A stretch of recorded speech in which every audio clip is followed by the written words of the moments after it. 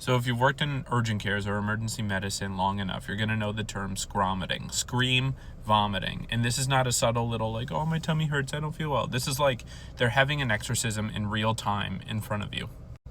And there's a certain generation of patients, usually in their 40s to 60s, that ask for a medication called Phenergan or Promethazine. And we tend to not use it anymore. And they're like, why? It's the only thing that works for me. I'm sure it does, because it works by a couple different nerd receptors, and we'll go into it quickly. One is antihistamine, like an H1 blocker. It's sort of like Benadryl, right?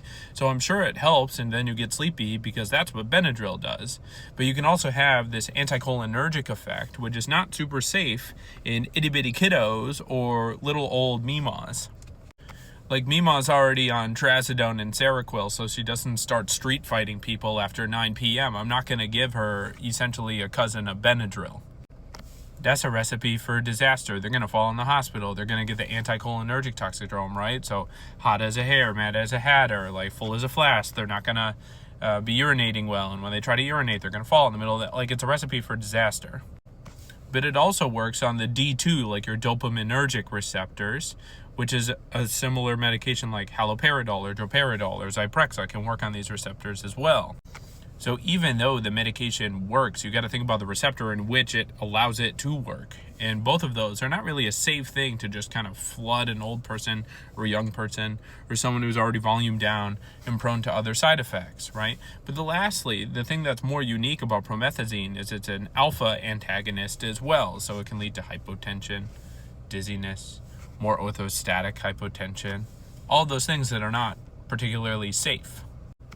And you don't have that risk when you talk about ondansetron or Zofran, metoclopramide or Reglan, more serotonergic, not dopamine, not anticholinergic. You don't have to even think about those side effects because it's not in the picture. In pregnant patients and in the ACOG guidelines, because I learned this recently, of course your first line is those like B vitamin complexes like Unisom, right? But after that is Reglan, not Zofran. After Reglan, at least at my hospital, is Compazine, which is kind of in that category as well. Compazine and Benadryl. But in the ACOG guidelines, all of those things are before Zofran. All of these things are before Zofran because hypothetically there is a risk in mouse studies for first trimester pregnancies that could be linked to some birth defects in some people sometimes.